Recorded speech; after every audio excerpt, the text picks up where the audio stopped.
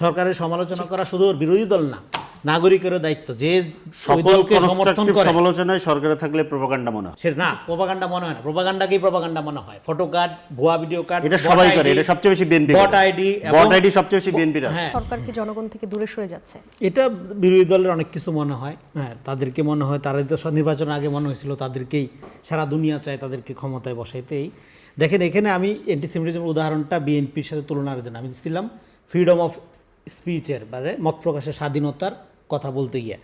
এখন যারা বিশ্বাসী করে হিউমিলেশন, এবং দেখেন হিউমিলেশন, অপমান এবং জাস্টিস, যারা হিউমিলেশনের কালচারে বিশ্বাস করে তারা জাস্টিসে বিশ্বাস করে না।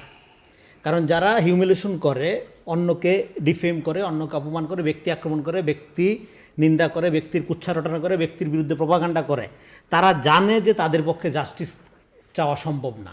এটা ইনজাস্টিস যাইনেই তারা করে। এইটা তাদের একটা পলিটিক্যাল অ্যাপ্রোচ আকারে করে, এবং এই অ্যাপ্রোচটা একটা ফ্যাসিবাদী রাজনৈতিক ধারা থেকে তৈরি হয়।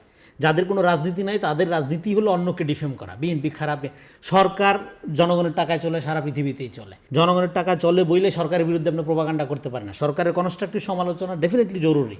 সরকারের সমালোচনা করা শুধু বিরোধী দল না, নাগরিকেরও দায়িত্ব যে দলকে সমর্থন করে। সমালোচনায় সরকারে থাকলে প্রোপাগান্ডা মনে হয়। হ্যাঁ, সে যে দলের সমর্থক, সে না, প্রপাগান্ডা মনে হয় না, প্রপাগান্ডাকেই প্রপাগান্ডা মনে হয়। ফটো কার্ড, ভুয়া ভিডিও কার্ড, এটা সবাই করে, এটা সবচেয়ে বেশি BNP bot ID, bot ID সবচেয়ে বেশি বিএনপির আছে। হ্যাঁ, এখন এগুলো তো বলবে। এখন এগুলো কারা করে?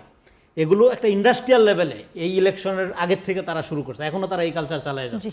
এবং এটাকে এই জন্য হিউমিলেশন এবং জাস্টিস যারা একসাথে চায় তারা সিম্পলি নিমুখারামি করে জনগণের সাথে, সিম্পলি তারা জনগণের সাথে প্রতারণা করছে। এই প্রতারণার রাজনীতির বিরুদ্ধে বাংলাদেশ রায় দিয়েছে। এখন এই সরকারের সামনে ডেফিনেটলি চ্যালেঞ্জ আছে, এই চ্যালেঞ্জগুলো মোকাবেলা করা, যে অঙ্গীকারগুলো করছে এগুলো করা, এবং নতুন বন্দোবস্তের নামে একটা প্রতারণা 18 মাস আমরা দেখছি।